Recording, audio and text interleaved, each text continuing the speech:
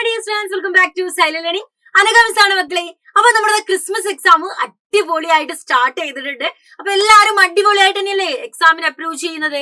അപ്പൊ നമ്മുടെ political science set ആക്കാൻ വേണ്ടിയിട്ട് മിസ്സൊക്കെ വരുന്നുണ്ട്. അപ്പൊ അതിന്റെ മുന്നോടിയായിട്ട് ഇന്നിപ്പോ വന്നത് എന്തിനാന്ന് വെച്ചാൽ എക്സാമിന് കൃത്യമായിട്ട് എപ്പോഴും ചോദിച്ചുകൊണ്ടിരിക്കുന്ന ഒരു എസ്സേ ക്വസ്റ്റ്യൻ ഡിസ്കസ് ചെയ്യാൻ വേണ്ടിയിട്ടാണ്.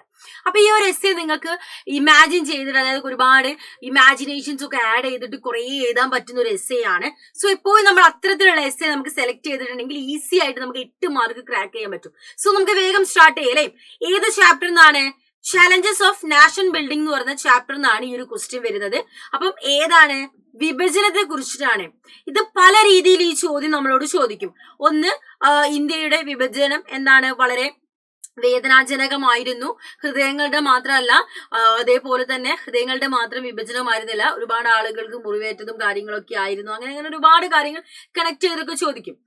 ഇതിന്റെ എന്താണ് നമ്മള് മൊത്തമായിട്ടുള്ള കാര്യം എന്താന്ന് വെച്ചാൽ ഒരൊറ്റ സംഭവമേ ഉള്ളൂ. പ്രോസസ് ഓഫ് പാർട്ടീഷന്റെ പ്രോസസ്സ്, വിഭജന പ്രക്രിയയും അതിനുശേഷം നടന്ന കോൺസിക്വൻസസ് ഒക്കെയാണ് ചോദിക്കാം. അപ്പൊ പല രീതിയിൽ ഈ ചോദ്യം നമ്മളോട് ചോദിക്കും. 8 മാർക്കിനാണ്. സോ 8 മാർക്ക് നമ്മളിതാ പെട്ടെന്ന് തന്നെ ക്രാക്ക് ചെയ്യാൻ പോവാണ്. ആ യു റെഡി ആണെങ്കിൽ ഒന്ന് കമന്റ് ചെയ്യാം. അപ്പൊ മിസ് സ്റ്റാർട്ട് ചെയ്യാൻ പോവാണ് മക്കളെ. ഈ ഒരു പിക്ചറിൽ കാണുന്നത് പോലെ ഒരുപാട് കാര്യങ്ങൾ എന്ത് ചെയ്തിരുന്നു ആ സമയത്ത് ആളുകൾ അനുഭവിച്ചിരുന്നു. 1947 ഓഗസ്റ്റ് 15 സ്വാതന്ത്ര്യം കിട്ടിയപ്പോൾ വിഭജനത്തിന്റെ സന്തോഷത്തിന്റെ ആ ഒരു മധുരം മാത്രമല്ല നമ്മൾ നുകർന്നിട്ടുണ്ടായിരുന്നത്.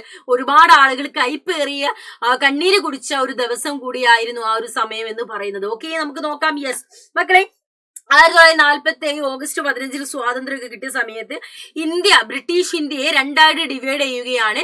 ഇന്ത്യ എന്നും പാകിസ്ഥാൻ എന്നും പറഞ്ഞ് രണ്ടായിട്ട് ഡിവൈഡ് ചെയ്യുന്നു. സോ അത് എന്ത് വളരെയാണ്? Communalism. What mean by communalism? വർഗീയത. കമ്മ്യൂണിസം അല്ല, കമ്മ്യൂണലിസം വളരുകയാണ്. ആരാണ് ഇത് കൊണ്ടുവരുന്നത്? ബ്രിട്ടീഷുകാർ. അവർ ഡെലിബറേറ്റ്ലി വേണമെന്ന് വെച്ച് തന്നെ കമ്മ്യൂണലിസം, ആളുകൾക്ക് വർഗീയത വളർന്നു വരാൻ വേണ്ടിയിട്ടാണ് ബ്രിട്ടീഷ് ഇന്ത്യ എന്നും പാകിസ്ഥാൻ എന്നും പറഞ്ഞ് അവർ ഡിവൈഡ് ചെയ്യുന്നു. സോ ഇവിടെ നമ്മൾ നോക്കുകയാണെങ്കിൽ ഇതിന്റെ പിന്നിൽ പ്രവർത്തിച്ച ഒരു ഇമ്പോർട്ടന്റ് ആയിട്ടുള്ള ഒരു വ്യക്തിയെ, പ്രധാനപ്പെട്ട ഒരു വ്യക്തിയെ നമുക്ക് കാണാൻ പറ്റും. അദ്ദേഹം ചെയ്ത നല്ല കാര്യമൊന്നുമല്ല. മുസ്ലിം ലീഗിന്റെ ലീഡർ ആയിരുന്ന മുഹമ്മദ് അലി ജിന്ന 2 നേഷൻ തിയറി കൊണ്ടുവരികയാണ് ചെയ്യുന്നത്. അങ്ങനെ ഇന്ത്യയെ 2 ഭാഗമായിട്ട് ഡിവൈഡ് ചെയ്യുന്നു. സോ ഇതിന് ഒരുപാട് ആളുകൾ സപ്പോർട്ടൊന്നും ചെയ്തിട്ടുണ്ടായിരുന്നില്ല. ഇദ്ദേഹം മുസ്ലിമാണ്, മുസ്ലിംസിന് വേണ്ടിയിട്ട് ഒരു സെപ്പറേറ്റ് രാജ്യം ഉണ്ടാക്കണം എന്ന് പറഞ്ഞിട്ടാണ് പാകിസ്ഥാൻ രൂപീകരിച്ചത്. പക്ഷെ എല്ലാ മുസ്ലിംസുകളും പാകിസ്ഥാനിലേക്ക് പോയിട്ടൊന്നുമില്ല. അതൊക്കെ നമുക്ക് കണ്ടറിയാം.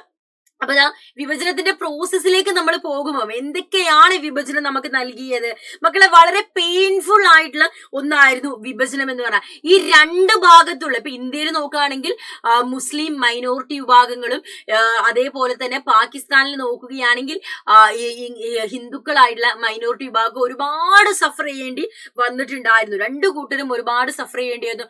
പല ആളുകൾക്കും നമ്മൾ ഇന്ത്യയിലാണോ പാകിസ്ഥാനിലാണോ എന്ന് അറിയില്ല. കേരള ഹൗസ് ഉടൻ വിൽപ്പനയ്ക്ക് എന്ന് പറയുന്ന ഒരു സിനിമ നമ്മുടെ ജയസൂര്യൻ തന്നെ അതിൽ പറയുന്നുണ്ട്, ഇങ്ങോട്ട് കാലം വെച്ച കേരളം, ഇങ്ങോട്ട് കാലം വെച്ച തമിഴ്നാട്. അതേപോലെ തന്നെ ആളുകൾക്ക് അറിയില്ല അവരെവിടെയാണെന്നുള്ള, പാകിസ്ഥാനിലാണോ ഇന്ത്യയിലാണോ എന്നുള്ള അറിയാതെ എന്ത് ചെയ്യാണ് ആളുകൾ ജീവിക്കുന്ന ഒരു അവസ്ഥ വരികയാണ് മക്കളെ ചെയ്യുന്നത്. ഇത് 1947 ഓഗസ്റ്റിൽ ഉണ്ടായിരുന്ന പാർട്ടീഷന്റെ സമയത്ത് ഉണ്ടായിരുന്ന ഇന്ത്യയുടെ ഇമേജ് ആണ്. നല്ലപോലെ ക്ലോസ്ലി ഇതൊന്ന് വാച്ച് ചെയ്യുക മക്കളെ. ഇവിടെ നമുക്ക് 2 പാകിസ്ഥാനെ കാണുന്നുണ്ട്. എന്തുകൊണ്ടാണ് ഈസ്റ്റ് പാകിസ്ഥാനും വെസ്റ്റ് പാകിസ്ഥാനും? ഇവിടെ കിടക്കുന്ന ഈസ്റ്റ് പാകിസ്ഥാനും വെസ്റ്റ് പാകിസ്ഥാനും എന്ത് ചെയ്യുന്നത് രൂപീകരിച്ചത് എന്തുകൊണ്ടാണ്? കാരണം നോക്കിക്കേ, ഈ വെസ്റ്റ് അതേപോലെ ഈസ്റ്റ്. ഇന്ത്യയിലെ ഒരു സ്ഥലത്ത് മാത്രമായിട്ട് മുസ്ലിം മെജോറിറ്റി നമുക്ക് കാണാൻ പറ്റില്ല. 2 തലകളിലായിട്ട്, 2 ഭാഗങ്ങളിലായിട്ട്. അങ്ങനെ ഈസ്റ്റ് പാകിസ്ഥാനും വെസ്റ്റ് പാകിസ്ഥാനും എന്ത് ചെയ്യുക രൂപീകരിക്കുകയാണ് ചെയ്യുന്നത്. പിന്നീടാണ് ഈസ്റ്റ് പാകിസ്ഥാൻ ബംഗ്ലാദേശും കാര്യങ്ങളൊക്കെ ആയി മാറുന്നത്. അങ്ങനെ ഇവിടെ നോക്കുകയാണെങ്കിൽ ഇന്ത്യയിൽ എവിടെയും നമുക്ക് no single belt of Muslim majority, ഒരു സ്ഥലത്തും മുസ്ലിം മെജോറിറ്റിനെ മാത്രമായിട്ട് നമുക്ക് കാണാൻ പറ്റുന്നുണ്ടായിരുന്നില്ല. അതുകൊണ്ടാണ് ഈസ്റ്റ് പാകിസ്ഥാനും വെസ്റ്റ് പാകിസ്ഥാനും എന്ത് ചെയ്യുന്നത് രൂപീകരിക്കുന്നത്. ഈ ഒരു മുഹമ്മദ് അലി ജിന്ന ഈ ഒരു ടു നാഷൻ തിയറി കൊണ്ടുവന്ന ഷിംസ് നേരത്തെ പറഞ്ഞല്ലോ, എല്ലാവർക്കും നമ്മുടെ പാകിസ്ഥാനിലേക്ക് പോകണം എന്നുള്ള ആഗ്രഹമുള്ള ആളുകളായിരുന്നില്ല ഇവരുണ്ടായിരുന്ന മക്കളെ. ഇപ്പൊ ഉദാഹരണം നമ്മൾ നോക്കുകയാണെങ്കിൽ അതിർത്തി ഗാന്ധി എന്നറിയപ്പെടുന്ന, ഫ്രണ്ടിയർ ഗാന്ധി എന്നറിയപ്പെടുന്ന ഖാൻ അബ്ദുൽ ഗാഫർ ഖാനെ പോലുള്ള ആളുകളൊന്നും ഒരിക്കലും പാകിസ്ഥാനിലേക്ക് പോകണമെന്ന് ആഗ്രഹിച്ചിട്ടുണ്ടായിരുന്ന വ്യക്തിയല്ല. അതേപോലെ തന്നെ അദ്ദേഹം എന്ത് ചെയ്തു, ഈ ആ ഏരിയകളിലൊക്കെ അദ്ദേഹം ഉണ്ടായിരുന്ന ഏരിയകളിലൊക്കെ നമ്മള് പാകിസ്ഥാനിലേക്ക് പോകണ്ട എന്നുള്ള ഒരു മെസ്സേജ് ആയിരുന്നു ആളുകൾക്ക് അദ്ദേഹം നൽകിയിട്ടുണ്ടായിരുന്നു. ആ ഒരു പ്രദേശത്തെ, തന്റെ പ്രദേശത്തെ പാകിസ്ഥാനിൽ ലയിപ്പിക്കാൻ തീരെ താല്പര്യം ഉണ്ടായിരുന്ന ഒരു വ്യക്തി ആയിരുന്നില്ല ഖാൻ അബ്ദുൽ ഗാഫർ ഖാൻ. അദ്ദേഹം ഫ്രണ്ടിയർ ഗാന്ധി അഥവാ അതിർത്തി ഗാന്ധി എന്നറിയപ്പെടുന്നു. ഒരു മാർക്കിന്റെ ചോദ്യമായിട്ട് ഇത് ചോദിക്കട്ടോ. യെസ്. പിന്നെ ഇവിടെ നോക്കിയ മക്കളെ, പഞ്ചാബിലും ബംഗാളിലേക്കും നമ്മൾ നോക്കുകയാണെങ്കിൽ അവിടെ മുസ്ലിം മെജോറിറ്റി ഏരിയ കാണാം. അറ്റ് ദ സെയിം ടൈം അവിടെ എന്തുണ്ട്, ഹിന്ദുസും എന്ത് ചെയ്യുന്നുണ്ട്, ഉണ്ട്. അപ്പൊ ഹിന്ദുസിന്റെ പ്രൊവിൻസ് നമുക്ക് കാണാം. അപ്പൊ അതായത് ഇപ്പൊ ഉദാഹരണം പറയാം, കോഴിക്കോട് ജില്ല പറയാം. മിസ് കോഴിക്കോട് ആയതുകൊണ്ട് കോഴിക്കോട് ജില്ല പറയാം.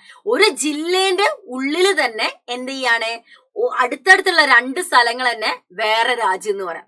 അതായത് ഉദാഹരണം പറയുകയാണെങ്കിൽ പഞ്ചാബും ബംഗാളിലും എന്താണ്, മുസ്ലിം ഏരിയ, അവിടെ ഹിന്ദുക്കളും ഉണ്ട്. അതായത് ഒരു ഏരിയയിൽ തന്നെ 1 കിലോമീറ്റർ വിട്ടിട്ട് 2 രാജ്യങ്ങൾ. പഞ്ചാബില് എ എന്ന് പറയുന്ന സ്ഥലം ഇന്ത്യ ആണെങ്കിൽ ബി എന്ന് പറയുന്ന സ്ഥലം പാകിസ്ഥാൻ. ഇത് രണ്ടും 1 മീറ്റർ വിട്ടിട്ടുള്ളൂ. കാരണം എയിൽ എന്ത് ചെയ്യാ, ഹിന്ദുക്കൾ കൂടുതലുണ്ട്, ബിയിൽ മുസ്ലിംസുകൾ കൂടുതലുണ്ട്. അപ്പം 1 കിലോമീറ്റർ വിട്ടിട്ട് 2 രാജ്യങ്ങളൊക്കെ ഉണ്ടാവുന്ന ഒരു അവസ്ഥയായിരുന്നു അന്ന് ആ സമയത്ത് ഉണ്ടായിരുന്നത്. പല ആളുകൾക്കും എന്ത് ചെയ്യുന്നില്ല, ഇത് ഇന്ത്യ ആണോ പാകിസ്ഥാനോ എന്ന് അറിയുന്നില്ല. ഉള്ള ആളുകൾക്ക് തന്നെ പാകിസ്ഥാനിലേക്ക് എന്ത് ചെയ്യാ, പോകാൻ താല്പര്യമില്ലാത്ത ഒരുപാട് മുസ്ലിംസുകൾ ആ സമയത്ത് ഉണ്ടായിരുന്നു. 2 സൈഡിലുള്ള മൈനോറിറ്റീസ് ഒരുപാട് അവരെന്ത് ചെയ്യേണ്ടി വന്നു, അനുഭവിക്കേണ്ടി. നമുക്കതൊരു ഇമാജിൻ ചെയ്യാൻ പറ്റുന്നതിൽ കൂടുതൽ എന്ത് ചെയ്യേണ്ടി വന്നു, അവര് സഫർ ചെയ്യേണ്ടി വന്നു. ഇതിന്റെ കോൺസിക്വൻസസിലേക്ക് മക്കളെ നമ്മൾ പോവുകയാണെങ്കിൽ ഇതൊരു ട്രാജിക് ആയിട്ടുള്ള ട്രാൻസ്ഫർ ആണ്. ഒരിക്കലും പ്രീ പ്ലാൻഡ് ചെയ്യാതെ പെട്ടെന്നൊരു നിമിഷത്തിൽ ഇവരെന്ത് ചെയ്യാണ്, ആളുകളെ മാറ്റുകയാണ് ചെയ്യുന്നത്. ഒരിക്കലും പ്ലാൻഡ് ആയിരുന്നില്ല.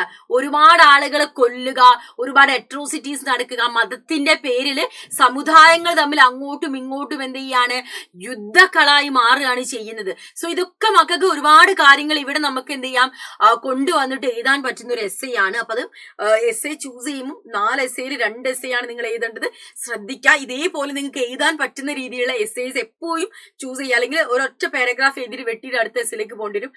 അങ്ങനെ ആകുമ്പോൾ നമ്മൾ ടൈമൊക്കെ വേസ്റ്റ് ആവും. അതൊന്നും പാടില്ല. ഓക്കെ. യെസ്. പിന്നെ നോക്കിയേ, സ്ത്രീകളുടെയും കുട്ടികളുടെയും കാര്യം പറയുകയാണെങ്കിൽ അതിനും ശോചനീയാവസ്ഥയിലായിരുന്നു. ഇവിടെ നമ്മൾ നോക്കുകയാണെങ്കിൽ partition was division of heart and family. So partition എന്ന് പറയുന്ന ബൗണ്ടറീസ് തമ്മിലുള്ള വിഭജനം മാത്രമല്ല, ഒരുപാട് ഹൃദയങ്ങളുടെയും കുടുംബങ്ങളുടെയും വിഭജനം കൂടിയായിരുന്നു. എന്നിട്ട് briefly explain partition of India എന്നൊക്കെ പറഞ്ഞിട്ട് ഇങ്ങനെ ചോദിക്കും. അപ്പൊ ആ രീതിയിൽ വരുന്ന സമയത്ത് ഇതൊക്കെ നിങ്ങൾ എഴുതണം. സ്ത്രീകളുടെ അവസ്ഥയും കുട്ടികളുടെ അവസ്ഥയും ഒക്കെ അവരെ കൊല്ലുകയാണ്. സ്വന്തം കുടുംബത്തിലുള്ള സ്ത്രീകളെ തന്നെ കൊല്ലുക. കാരണം വേറെ മതത്തിലുള്ള ആളുകൾ വന്ന് റേപ്പ് ചെയ്യാതിരിക്കാൻ വേണ്ടിയിട്ട് അവരുടെ കുടുംബത്തിലുള്ള സ്ത്രീകളെ തന്നെ അവർ കൊല്ലുക. ഒരുപാട് കാലങ്ങൾ കഴിഞ്ഞിട്ട് ഈ പെൺകുട്ടികളൊക്കെ നഷ്ടപ്പെട്ടു പോയിട്ടുണ്ട്. ഇവരെ പെൺകുട്ടികളൊക്കെ അന്വേഷിച്ചു പോകുന്ന സമയത്ത് അവര് ക്യാരിങ് ആയിരിക്കും, അവർ പ്രഗ്നന്റ് ആയിരിക്കും. അതും വേറെ ഒരു മതത്തിലുള്ള ആളെ കുട്ടിയായിരിക്കും അവരെ വയറ്റിലുണ്ടാവുക. പ്രസവിച്ചു കഴിഞ്ഞിട്ടുണ്ടെങ്കിൽ ആ കുട്ടീനെ ഉപേക്ഷിച്ച് കുടുംബത്തിലേക്ക് വരേണ്ട അവസ്ഥ. കാരണം ഒരിക്കലും തന്റെ സമുദായത്തിൽപ്പെട്ട ആൾക്ക് മറ്റൊരു സമുദായത്തിൽ ഉണ്ടായ ഒരു കുട്ടിയെ അവർക്ക് ആക്സെപ്റ്റ് ചെയ്യാൻ പറ്റില്ല. അപ്പൊ ആ കുട്ടീനെ ഒഴിവാക്കി വരേണ്ട അവസ്ഥ. അത്രയും ദയനീയാവസ്ഥയായിരുന്നു ഒരു കാലത്ത് ഇന്ത്യയിൽ ഉണ്ടായിരുന്നത് എന്ന് മക്കൾ ആലോചിക്കാം. മക്കൾ ഇവിടെ നോക്കിക്കേ, ഇവിടെ ഇത്രയൊക്കെ നടന്നിട്ട് നമ്മുടെ ഇന്ത്യൻ നാഷണൽ ഫ്രീഡം സ്ട്രഗിളിന് വേണ്ടി എഫേർട്ട് എടുത്തിട്ടുണ്ടായിരുന്നു, സ്വാതന്ത്ര്യ സമരത്തിന് എഫേർട്ട് എടുത്ത ആളുകളൊന്നും ടു നാഷൻ തിയറിനെ സപ്പോർട്ട് ചെയ്തില്ല. ഈവൻ ഈ പാർട്ടീഷൻ നടന്നിട്ട് പോലും 12% ഇന്ത്യൻ പോപ്പുലേഷൻ നോക്കുകയാണെങ്കിൽ അവിടെ നമുക്ക് മുസ്ലിംസിനെ കാണാൻ സാധിക്കും. ഇതിനർത്ഥം എന്താണ്, മുസ്ലിംസുകൾക്ക് താല്പര്യം ഉണ്ടായിരുന്നില്ല. കുറച്ച് ആളുകൾക്ക് മാത്രമേ പാകിസ്ഥാനിലേക്ക് പോകണം എന്നുള്ള താല്പര്യമുള്ളൂ, ബാക്കിയുള്ള ആളുകൾക്ക് താല്പര്യം ഉണ്ടായിരുന്നില്ല എന്നതിന്റെ ഉത്തമ ഉദാഹരണമാണ് പാർട്ടീഷൻ കഴിഞ്ഞിട്ടും 12% ഇന്ത്യൻ പോപ്പുലേഷനിൽ മുസ്ലിംസുകൾ ഉണ്ടായിരുന്നു എന്നുള്ളത്. സോ ഈ കാര്യങ്ങളൊക്കെ കണക്ട് ചെയ്തിട്ട് വേണം മക്കൾ ഈ ഒരു എസ്സേ എഴുതേണ്ടത്. അപ്പൊ നമ്മൾ ഇതേപോലെ ഒരുപാട് കോണ്ടന്റ്സ് ഒക്കെ ആയിട്ട് വരുന്നുണ്ട്. അപ്പൊ മക്കൾ എന്ത് ചെയ്യുക, ഇതുവരെ ചാനൽ ഒന്നും സബ്സ്ക്രൈബ് ചെയ്തില്ലേ വേഗം സബ്സ്ക്രൈബ് ചെയ്ത് വെക്കാം. അപ്പൊ ലൈവിനും കൂടെ നിൽക്കാം, നമുക്ക് അടിപൊളിയായിട്ട് എല്ലാ ചാപ്റ്റേഴ്സും സെറ്റ് ആക്കാം. അപ്പൊ നമ്മുടെ ഇന്നത്തെ സെക്ഷൻ നമ്മൾ വൈൻഡ് അപ്പ് ചെയ്യാണ്. അടുത്തൊരു ക്ലാസ്സിൽ അടുത്തൊരു ടോപ്പിക്കായിട്ട് നമുക്ക് വീണ്ടും കണ്ടുമുട്ടാം.